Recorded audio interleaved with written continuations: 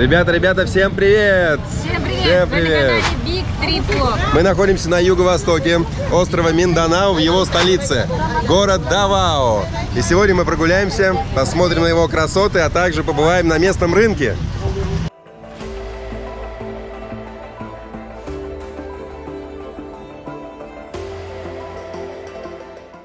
Первая интересная точка, куда мы направляемся, это буддийский храм. В Давао удобнее всего передвигаться на такси, оно недорогое, можно заказать по приложению Grab, можно поймать просто с руки и ехать по счетчику. По счетчику даже получается немного дешевле, чем заказывать Grab, потому что вы не платите за подачу. Ехали, наверное, минут 5-7, заплатили 80 песо за такси, и сейчас мы находимся возле буддийского храма, который называется Лонгхуа. Также на его территории располагается школа.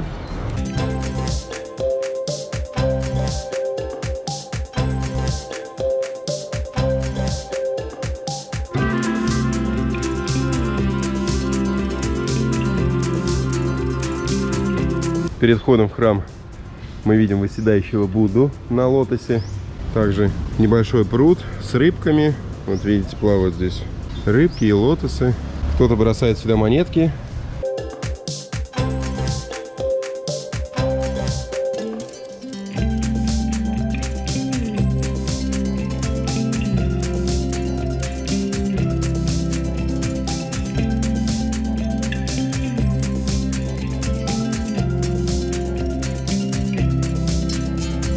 Сейчас мы находимся внутри храма. Дверь была открыта, внутри никого нет. Мы немножко здесь погуляем. Там есть маленький колокол, только что был. Есть огромный колокол, но не будем мы в него бить, конечно. Хотя можно было бы, да? Барабаны. Лично мне всегда нравились буддийские храмы своим умиротворением, красивой территорией. Поэтому, если мы их видим, то приезжаем немножко погулять, побродить.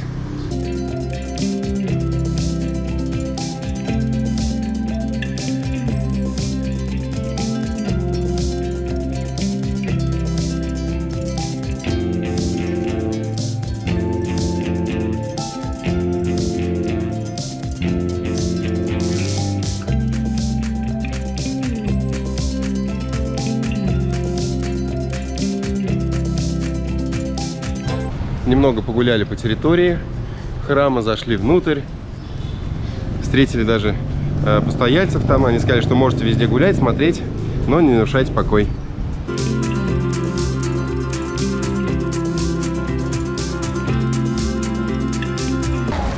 Сейчас мы приехали в парк крокодилов. Входной билет стоит 350 песо с человека.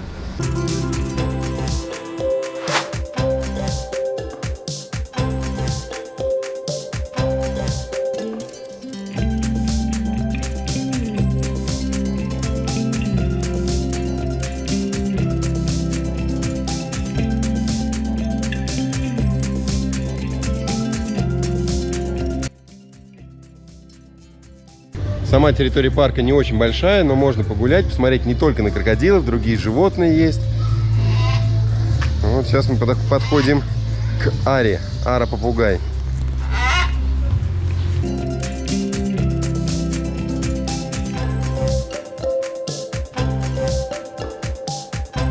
Сейчас дошли до локации, где лежит один большой измученный крокодил.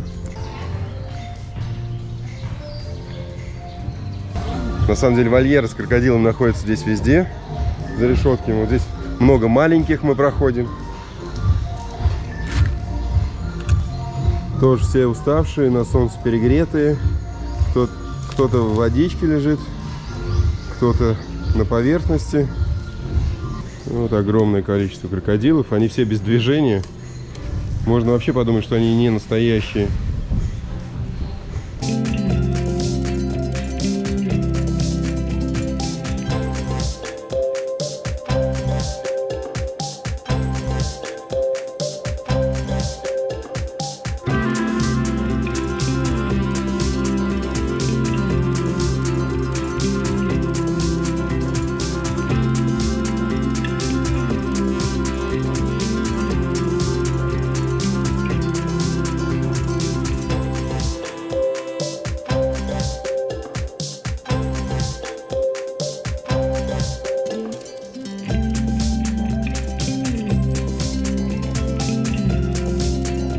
конечно, немножко жалко то, что сидят все львы в таких маленьких клетках, то, что у них нет больших каких-то вольеров, где можно погулять. Зрелище на любителя.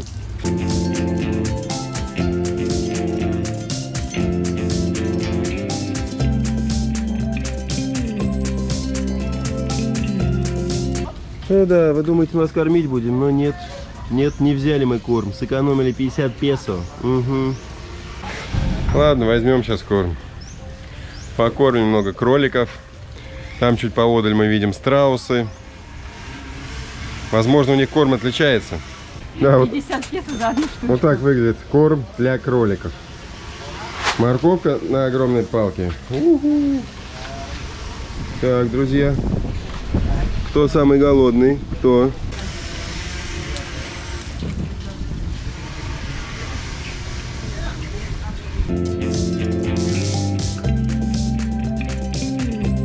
После кроликов направляемся к страусам. У них есть специальный вольер. Вот такой ты общипанный, да, страус? Ну все, и нет еды, да? Какой-то сухой корм. А, сухой корм какой-то, да, специальный. О, у меня аж сердце наш замерло, потому что Давай больно телефон. это делает. Ай! Отщипается. Для меня пока эти страусы, их кормление было лучшим из зоопарка, потому что, наверное, это новые эмоции. До этого я никогда не пробовала кормить страусов. Даже когда пришла, попросила помощи у сотрудника зоопарка, чтобы он показал, как это делать, потому что мне раньше казалось, что страусы хотят как бы цапнуть тебя, а они, оказывается, просто хотят кушать.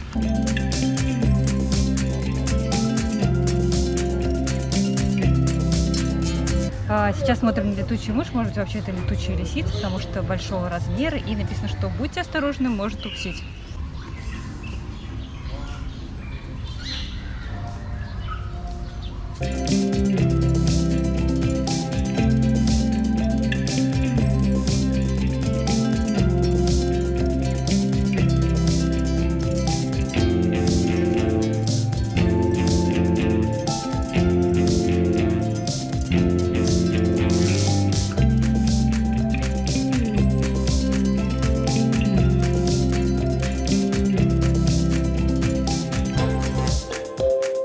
Вначале нам этот парк показался небольшим, но при ближайшем рассмотрении мы увидели здесь достаточно много животных. И обезьяны, и кролики со страусами, и различные питоны. Конечно же, много-много крокодилов. Да, крокодилы здесь повсюду, слева, справа. Но я не ждала, что действительно столько много животных мы еще увидим в этом парке. Да, также здесь проходят своеобразные шоу, которые, по-моему, 2 или 3 раза в день. Но при входе вы можете посмотреть расписание, чтобы примерно представлять. Допустим, на прогулку по парку у вас выйдет около часа, как раз вы подождете это шоу и можете на нем присутствовать. Еще дня недели шоу разные. Вот, например, у нас сегодня не будет шоу крокодил, а будет просто шоу животных. Какие-то дни идут именно шоу крокодил. Да, сегодня вроде обещали львов, которые здесь также есть. Здесь есть львы, тигры. Мы видели, как их кормят, даже небольшой процесс застали. Много птиц, павлины. Надо отметить, что еще очень много рептилий. Я даже видела, как змеи едят мышек. Конечно, не самое приятное зрелище, но достаточно такое. Если никогда не видели, это интересно. Да, черепахи также есть. Ну, в общем, небольшой парк, в котором около часа можно прогуляться, посмотреть. Ну, а теперь, наверное, мы уже зайдем на шоу, которое скоро начнется, и немного тоже его вам покажем. Можно подняться на небольшой мостик. И здесь видны крокодилы во все стороны, слева, справа. Уже без сетки, просто с высоты.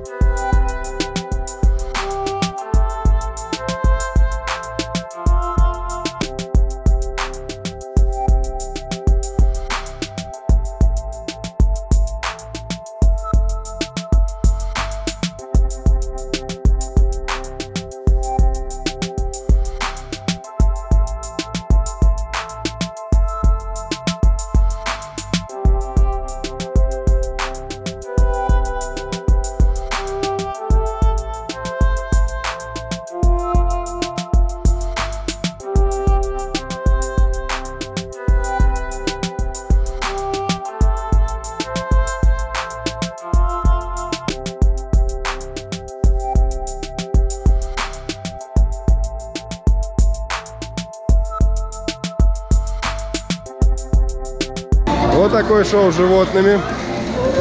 Местные зрители были в восторге, потому что для них это в диковинку. Но бывало туриста сложно удивить подобным. В Азии достаточно часто практикуются подобные шоу с различными попугаями, змеями. Мне кажется, звездой этого шоу была девушка в конце, на которую повесили две Звезды, змеи, да. И она очень сильно испугалась, но это было интересно смотреть. У нее были такие эмоции живые. Да, и у зрительного зала были живые эмоции, потому что действительно многие на Филиппинах боятся змей. Как оказалось, да, они вот не боятся различных тут пауков, насекомых, тараканов, варанов, да. А вот змей они почему-то боятся. Вот, ну, в общем, можем рекомендовать этот парк для прогулок всей семьей. Приехать сюда, погулять, посмотреть шоу. Но для меня все же самым интересным здесь остается кормление страусов. Кормление страусов было интересным, любопытным и впервые для нас. Все, выходим из парка, едем дальше гулять. Около 20 минут от парка мы находимся на паблик-маркете, то есть это один из самых больших публичных городских рынков в городе Давао. Так, друзья, мы сейчас возле палатки с джекфрутом. Али не помнит, у нас пробовал или не пробовал до этого. Давай мне тоже кусочек. Вот такие вот дольки желтого цвета, достаточно сладкий должен быть. Похоже на моченое яблоко. Ну, да. Моченое яблоко с привкусом, ну, какого-то... Дыни. Дыни, да. Именно это я и говорил раньше, да.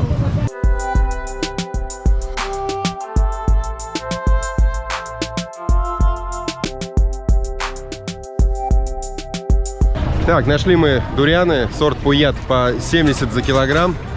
Томочка уже выбрала, сейчас будем пробовать. Нам сказали, может сначала попробовать, если невкусно, то деньги с вас не возьмем. Тома, что скажешь? Со всех сторон папарацци. Сладенький, попробуй. Этот лучок еще и очень густой и приятный, поэтому Видимо, будем брать. рассказываю для Али, который снимает тоже для социальных сетей. Вот, он просил называть дуриан именно, говорит, что он со вкусом лука, поэтому вначале действительно так кажется, вот, а потом, когда распробуете, просто песня. Так, здесь мы видим еще ананасы. Вот сейчас берем уже готовые, почищенные, 50 стоит, 50 песо. Если не готовы берете, то 40 за килограмм. Да, попробуем наконец-таки ананас, а то все дуриан да дуриан, Али. Не терпится, конечно. Вкуснятину наконец попробовать. Ну давай прям так. Прям так? Ну попробуем. Ну ладно. Великолепно. Неужели лучше, чем дуриан? Ой. Я как человек, который не любит лук, в восторге от ананаса. Ну это ананас. В общем, да, сладкий, вкусный ананас. Вот так выглядит городской рынок. Есть дорога посередине, по которой пытаются проехать автомобили, но продавцы заняли и слева, и справа достаточно внушительную часть этой дороги, поэтому не всегда удается автомобилям здесь легко перемещаться. До этого были фрукты, сейчас мы видим уже продовольственные товары. Какие-то здесь масла, яйца, крупы, хлеб, немного овощей. В общем, весьма-весьма колоритная улица.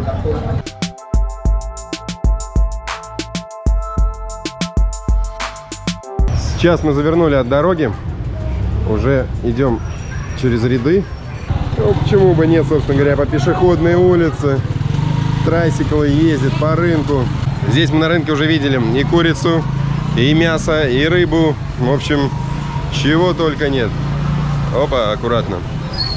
Главное знать, где что продается, потому что, конечно, сложно так впервые прийти на рынок и во всем разобраться. Надо очень много пройти различных рядов.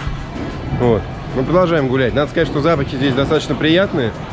Нигде ничего такого не ощущается. Ну, только если когда идете в отдел с рыбой там, или с мясом, да, то есть специфические запахи. Вот. А так вполне неплохо. Все местные дружелюбные. Если камеру видят, все махают, машут, махают. Как правильно написать, машут или махают.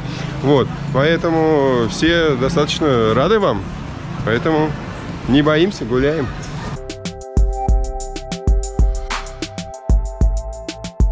Так, решили с Али попробовать мороженое. 20 песо стоит, да? А что это такое, мы знаем? Это уголь. Русок. And what is it? Циркуль. Как? Циркуль. Цирколь? Это уголь. А, окей. Foil, это же уголь, правда. Ну и куда ты побежал с углем? Рассказывай. На что это похоже? Ну только не говори, что на уголь. Ну, таблеточка активированная. Ну, нет, ну сладенькая. Интересно. Напоминает угольный пломбир. Тот самый угольный пломбир, да? Давай я попробую Да, разочек. пожалуйста. Немножечко...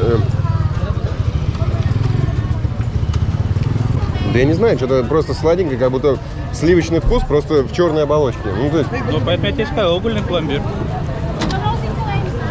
Сейчас уже движемся потихоньку к выходу.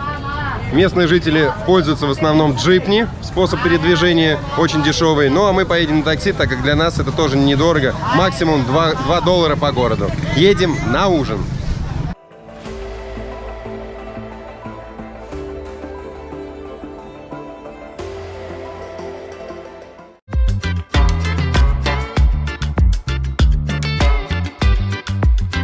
Сейчас мы приехали в большой торговый центр, который называется Сен-Ланат. Здесь хотим немножко прогуляться и вкусно поужинать.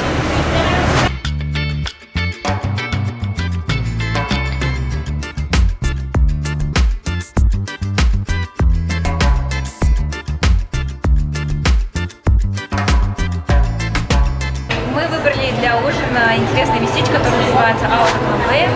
Заказали себе уже напиточки, нам их принесли. Это шейк из гуанабаны и шейк из арбуза. Давайте попробуем сначала из местного фрукта.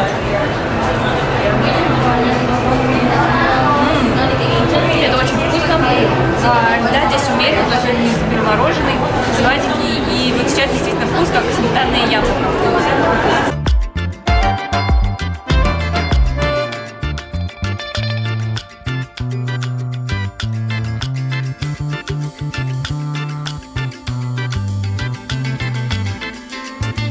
А сейчас попробуем этот ароматный чаудер.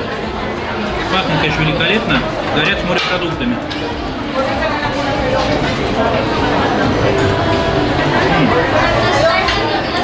И здесь такая хорошая кремообразная масса. Если пробовали грибной суп-пюре, то вот близко по консистенции, только вот с овощами и морепродуктами очень интересно.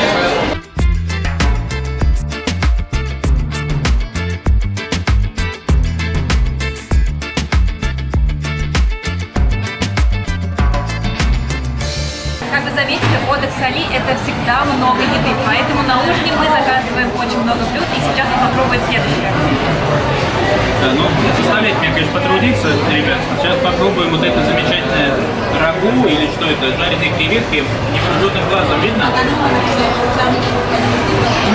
Кстати, это очень вкусно. Это соевый или кисло-сладкий соус, я не очень понимаю, но вкус креветок очень ярко выражен, и хочется еще наворачивать. Пожалуйста, пожалуйста. Пришло время курочки на гриле. Мы взяли несколько вариантов. Первый вариант называется Filipino Style, то есть это специальный филиппинский соус. Собственно говоря, попробуем курочку.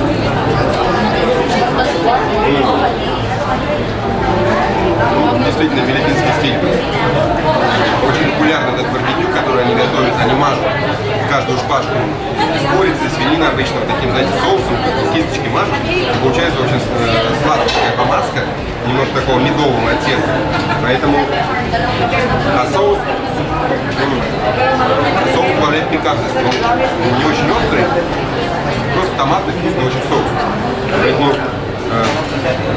сама курочка, ну, такое, значит, отборное мясо, без косточек, без всего, то есть очень приятно, очень приятно.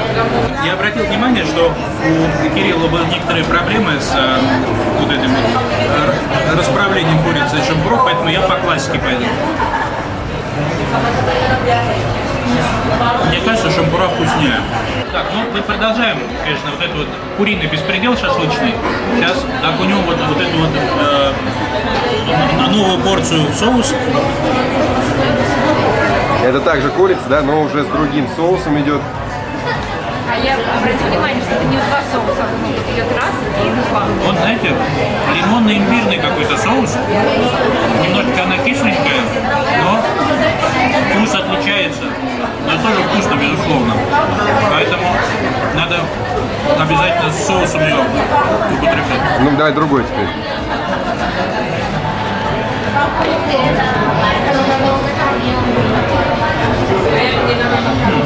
Это стандартный соевый соус, но в сочетании с кислым лимонным вкусом он какое-то дает интересное новое сочетание, поэтому заслуживает внимания.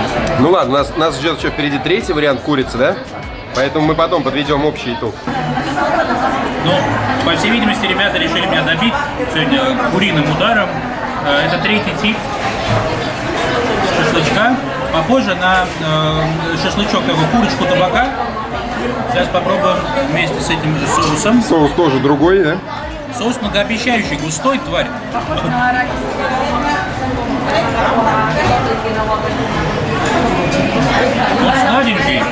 Он сладенький и одновременно с этим острый. Это очень вкусно. Они зря принесли это третьим, это надо было есть первым. Так, давай рейтинг. Первое, второе, третье место среди трех. Ну, я считаю, что это, ну, или первое, или второе конкурируют. О том, что... Вот первый и третий, они между собой конкурируют за первое место. Вот, в общем, они первый, второй занимают, а второй, который у нас был, это вот с этим, с лимоном, он, наверное, на третьем месте. Я бы сказал так. Окей. На этом, друзья, наша еда не заканчивается. Еще впереди целых два блюда. Ну, давайте тоже попробуем, с вашего позволения, блюдо, которое обозревал Али для вас до этого. Берем третью шпажку с курицей, но я ее снял со шпажки. Здесь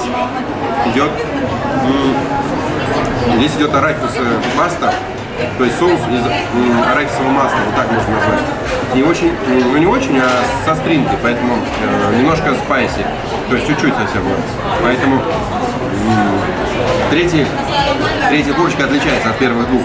То есть приготовлена немножко по-другому, совсем другой соус, другой вкус идет. Вот, поэтому можно пробовать разное и выбирать то, что нравится именно вам здесь. Очень красивая подача, все вкусно приготовлено. Также дают рис, но к местному рису мы все никак не можем привыкнуть. Мы его также едим, но не каждый раз, поэтому все очень вкусно. Стоимость блюд в этом ресторане средняя, от 200 до 300 песо, это примерно. Например, наши шпажки стоят 265 песо, это за двойную. Также можно попробовать одну шпажку, это стоит 165 песо. Не так давно мы пробовали гребешки в другом варианте, когда путешествие по островам, а теперь попробуем их запеченными. Немножко добавим лимона. Гребешки у нас запеченные сыром, сверху стружка из тунца. Я не могу описать точно вкус, это кисло-соленый и немножко сладкий. Добавят еще уксус. Очень интересное блюдо.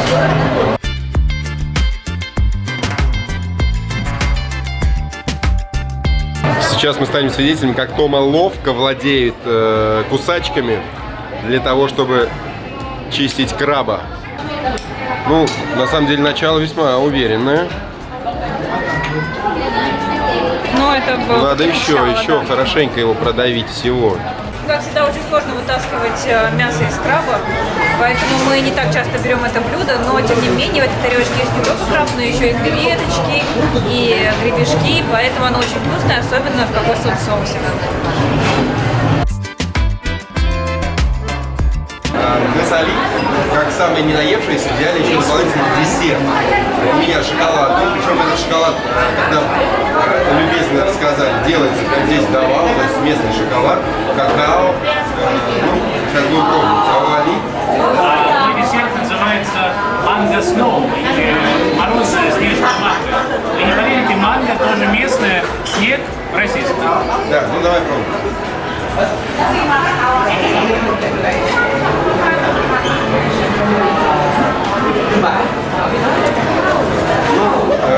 Неплохо, немного похоже на брауни, знаете, такой достаточно плотной консистенции, плотной, очень много шоколада. А у меня очень густой, сладкий вот этот ванильный крем, мягкие бисквиты и, ну, конечно же, кусочки манго. Хороший десерт, но я сейчас очень пожалел, что не заказал кофе, потому что он слишком сладкий. Надо чем-то его разбавить. Да, возможно, мы исправим еще эту ошибочку, друзья. Потому что в этом торговом центре есть еще кое-какие кофейни. Ну что, Али, поделись своими впечатлениями об этом дне, об этом ужине, как ощущения? Слушайте, очень приятное завершение вечера, потому что кухня великолепная, персонал очень приятный, и, ну вот, что главное, не ожидаешь. Вот просто мы зашли в первую случайную кафешку, которую нашли, и очень приятно поужинать. Очень вкусно. Ребята, если у вас остались какие-либо вопросы по Филиппинам или о городе Давао, обязательно пишите их в комментариях. Ну и, конечно же, до новых встреч на Филиппинах. Всем пока! Всем пока, всем пока, всем пока.